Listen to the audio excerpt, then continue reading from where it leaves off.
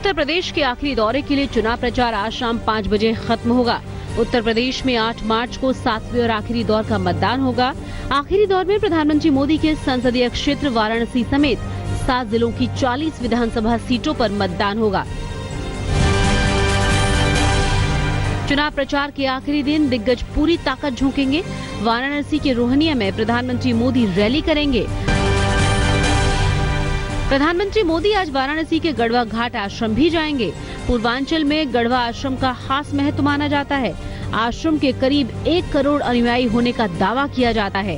उत्तर प्रदेश के मुख्यमंत्री अखिलेश यादव, गृह मंत्री राजनाथ सिंह समेत कई बड़े नेता आश्रम जाकर सद्गुरु सरदानंद का आशीर्वाद ले चुके हैं।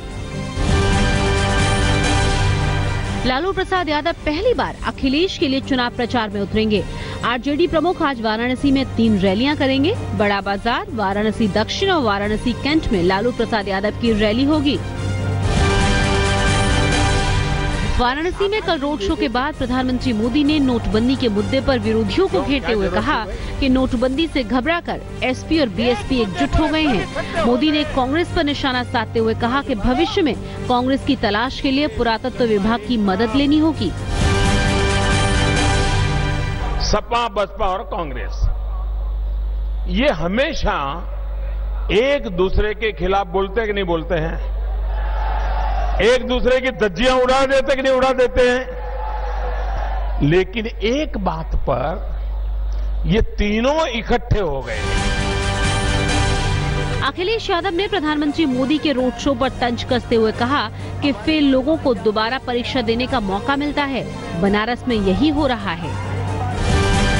जो हार जाता है उसी को तो दोबारा परीक्षा करने का मौका मिलता है। हमारे नौजवान जानते होंगे, आप जानते होंगे, पढ़ाई में अगर एक बार फेल हो जाए तो दोबारा लिखने का मौका मिलता है परीक्षा में। और वैसा ही हो रहा है आपके बनारस में। एक रोड शो, फिर दूसरा रोड शो, फिर तीसरे रोड शो की तैयारी है। पीएम मोदी के रोड शो को लेकर कांग्रेस की शिकायत पर चुनाव आयोग ने वाराणसी के डीएम से रिपोर्ट मांगी है। कांग्रेस ने पीएम मोदी पर बिना इजाजत रोड शो करने का आरोप लगाया है। बीएसपी प्रमुख मायावती ने भी वाराणसी में प्रधानमंत्री मोदी के रोड शो को आचार संहिता का उल्लंघन बताया।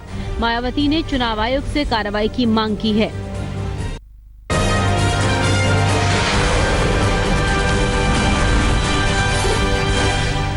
बीजेपी ने अखिलेश यादव के खिलाफ चुनाव आयोग से शिकायत की है। अखिलेश के वोट के लिए पैसे लेने वाले बयान के खिलाफ चुनाव आयोग को चिट्ठी लिखी है। बीजेपी ने अखिलेश के पत्रकारों को इनाम वाले ऐलान को भी आचार संहिता का उल्लंघन बताया।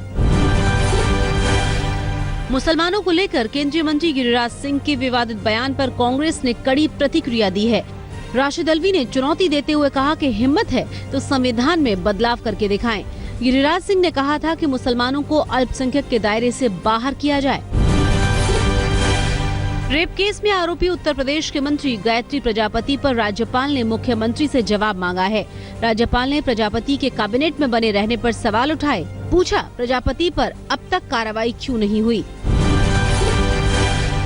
रेप केस में गिरफ्तारी से बचने के लिए गायत्री प्रजापति सुप्रीम कोर्ट में जमानत अर्जी दे सकते हैं। गायत्री प्रजापति के खिलाफ लुकआउट नोटिस जारी होने से और एसटीएफ की टीम ने कई ठिकानों पर छापेमारी की।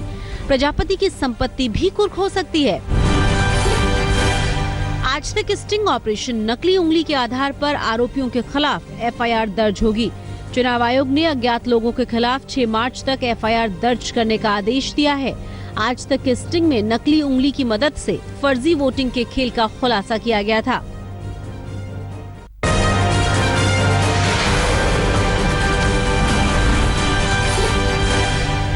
प्रधानमंत्री मोदी गंभीर बीमारी से जूझ रही असम की नवजात बच्ची की मदद के लिए सामने आए। प्रधानमंत्री के आदेश पर बच्ची को असम के डिब्रूगढ़ से एयरलिफ्ट कर दिल्ली के गंगाराम अस्पताल लाया गया। 8 दिन की बच्ची हिमाक्षी फेफड़ों की बीमारी से जूझ रही है। डॉक्टर्स के मुताबिक हिमाक्षी अब खतरे से बाहर है। दिल्ली के मुख्यमंत्री अरविंद केजरीवाल के घर के बाहर प्रदर्शन हुआ। संपत्ति विवाद में घिरे केजरीवाल के मंत्री सत्येंद्र जैन के इस्तीफे की मांग को लेकर बीजेपी युवा मोर्चा ने प्रदर्शन किया। दिल्ली में एमसीडी चुनाव के ऐलान से पहले ही सभी पार्टियां ताकत दिखाने में जुट गई हैं। बीजेपी, कांग्रेस और आम आदमी पार्टी चुनाव तैयारियों में जुटी हुई है। जहां बीजेपी नेता प्रियंका वर्मा ने अपने इलाके में यज्ञ करवाया, तो वहीं आम आदमी पार्टी के नेता सड़कों पर समर्थकों के साथ शक्ति प्रदर्शन कर रहे हैं और कांग्रेस ने सरकार के खिलाफ मोर्चाबंदी तेज कर दी है। राष्ट्रीय लोक समता पार्टी ने दिल्ली नगर निगम चुनाव लड़ने का ऐलान किया है। बीजेपी की सहयोगी पार्टी आरएलएसपी दिल्ली के तीनों ही नगर निगम में उम्मीदवार उतारेगी। दिल्ली में अप्रैल में हो सकते हैं नगर निगम के चुनाव। राष्ट्रवादी कांग्रेस के अध्यक्ष शरद पवार निकाय चुनाव में हार के सवाल पर भड़क गए। शरद पवार जब बीजेपी शिवसेना गठबंधन पर सवालों से बचते नजर आए, वहीं अजीत पवार ने भी सवालों पर चुप्पी साधी।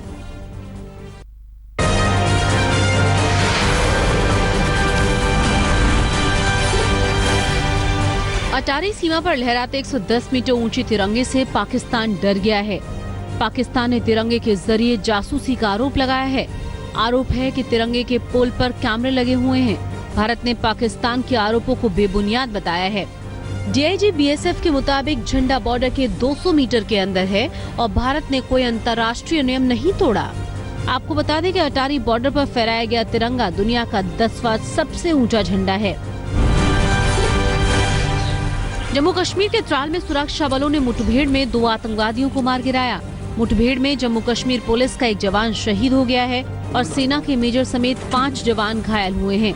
त्राल में आतंकवादी एक घर में छुपकर सुरक्षा बलों पर फायरिंग कर रहे थे। मुठभेड़ के दौरान शरारती तत्वों ने पत्थरबाजी कर सुरक्षा बलों के ऑपरेशन में बाधा डालने की कोशिश की।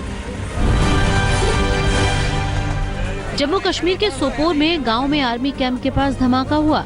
धमाके में घायल 3 युवकों में से एक की हालत नाजुक बताई जा रही है। घायलों का श्रीनगर के अस्पताल में इलाज चल रहा है। पाकिस्तान ने 85 भारतीय मछुआरों को गिरफ्तार कर 14 बोट्स को कब्जे में कर लिया है।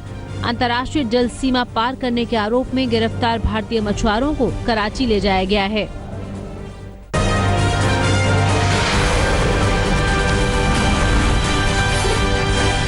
गुजरात के भरूच में 3 रंग की रोशनी से सजा केबल ब्रिज सबके आकर्षण का केंद्र बना हुआ है। रात के अंधेरे में पुल एक अलग ही छटा बिखेरता है, जिसे देखने के लिए लगभग पूरा भरूच उमड़ पड़ा है। हर कोई इस नजारे को सेल्फी में कैद करना चाहता है। आधुनिक टेक्नोलॉजी से बने 1.34 किलोमीटर बने केबल ब्रिज का आज उद्घाटन होगा। मथुरा वृंदावन में आज लठमार होली खेली जाएगी। बरसाना के श्रीजी मंदिर में कल धूमधाम से लड्डू होली खेली गई। लड्डू खाने और खेलने की ये परंपरा देश विदेश में काफी लोकप्रिय है। होली के गीतों पर झूमते श्रद्धालुओं का उत्साह देखने लायक था। होली के विश्व प्रसिद्ध उत्सव में शामिल होने के लिए देश विदेश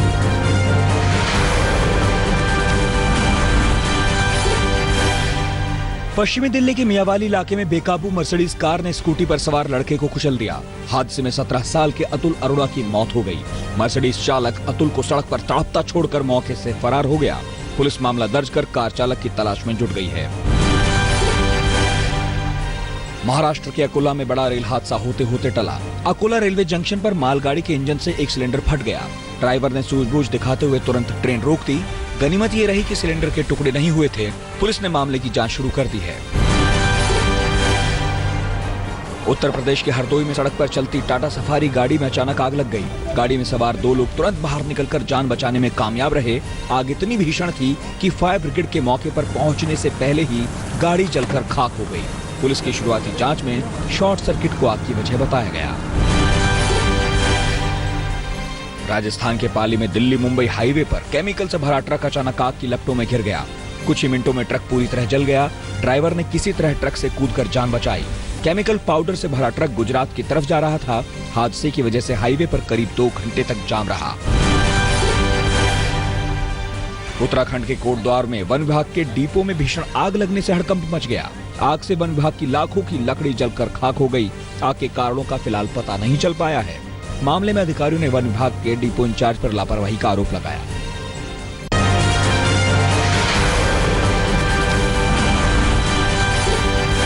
बुलंदशहर में दुल्हन ने दहेज की मांग के चलते शादी करने से इनकार कर दिया। बारात लेकर पहुंचे शराबी दूल्हे ने लड़की के परिवार वालों से 20 लाख की मांग कर डाली। इस पर दुल्हन ने बीच मंडप शादी से मना कर दिया। मामला बिगड़ता देख वर पक्ष शादी का खर्च लौटाकर बारात वापस ले गया। महाराष्ट्र के सांगली में गर्भपात करने वाले डॉक्टर का पर्दाफाश हो गया। ये डॉक्टर क्लिनिक में गैर कानूनी तरीके से गर्भपात कर भ्रूण को जमीन में दबा देता था। 2 दिन पहले क्लिनिक में गर्भपात के दौरान महिला की मौत से सारा मामला खुल गया, लेकिन पुलिस के पहुंचने से पहले ही डॉक्टर फरार हो गया। पटना के मछिरियावा गांव में दलित देवर भाभी के सिर मुंडाकर पूरे गांव में घुमाने का मामला सामने आया है। आरोप है कि गांव की पंचायत ने अवैध संबंध का हवाला देकर सजा सुनाई थी। पीड़ित महिला की शिकायत पर 5 लोगों के खिलाफ केस दर्ज किया गया है। पुलिस ने मामले में 2 आरोपियों को गिरफ्तार भी कर लिया है। राजस्थान के झालावाड़ में पुलिस ने अवैध शराब की 65 पेटियां जब्त की। पुलिस ने मामले में 2 शातिर बदमाशों को गिरफ्तार किया। बदमाशों की जीप भी जब्त की गई। बेंगलुरु टेस्ट में ऑस्ट्रेलिया ने भारत पर 48 रन की बढ़त बना ली है। दूसरे दिन का खेल खत्म होने तक ऑस्ट्रेलियाई टीम ने 6 विकेट खोकर 237 रन बनाए। दूसरे दिन का खेल खत्म होने पर मैथ्यू वेड 25 और मिचेल स्टार्क 14 रन बनाकर नाबाद है। ऑस्ट्रेलिया की तरफ से रेनशॉ ने 60 और शॉन मार्श ने 66 रनों की पारी खेली। भारत की ओर से जडेजा ने 3 विकेट लिए, जबकि अश्विन, ईशांत और उमेश यादव को 1-1 विकेट मिला। भारतीय off spinner R Ashwin test cricket में वार्नर को सबसे ज्यादा बार आउट करने वाले गेंदबाज बन गए। अश्विन ने एन चिन्नास्वामी स्टेडियम ग्राउंड पर वार्नर को 8वीं बार आउट किया। इससे पहले वार्नर को इंग्लिश तेज गेंदबाज जेम्स एंडरसन 7 बार आउट कर चुके हैं। बेंगलुरु टेस्ट के दूसरे दिन टीम इंडिया ने 4 कैच टपकाए। रविंद्र जडेजा से मिचेल स्टार्क का कैच छूटने पर कप्तान विराट कोहली जडेजा पर भड़क गए और दोनों के बीच मैदान पर ही बहस शुरू हो गई। कप्तान कोहली डीआरएस लेने का भी सही उपयोग नहीं कर पाए। भारत के दोनों डीआरएस रिव्यू बेकार गए। शॉन मार्श के आउट होने के बावजूद कप्तान कोहली ने डीआरएस नहीं लिया। अपने बेबाक ट्वीट के लिए मशहूर वीरेंद्र सहवाग ने एक ट्वीट कर क्रिकेट प्रेमियों को चौंका दिया है। सहवाग ने ट्वीट किया कि विराट रिटायर हो रहा है। हालांकि इस ट्वीट के अगले ही वाक्य में उन्होंने स्पष्ट किया कि वो नौसेना के जंगी जहाज आईएनएस विराट की बात कर रहे हैं, जो आज रिटायर हो रहा है।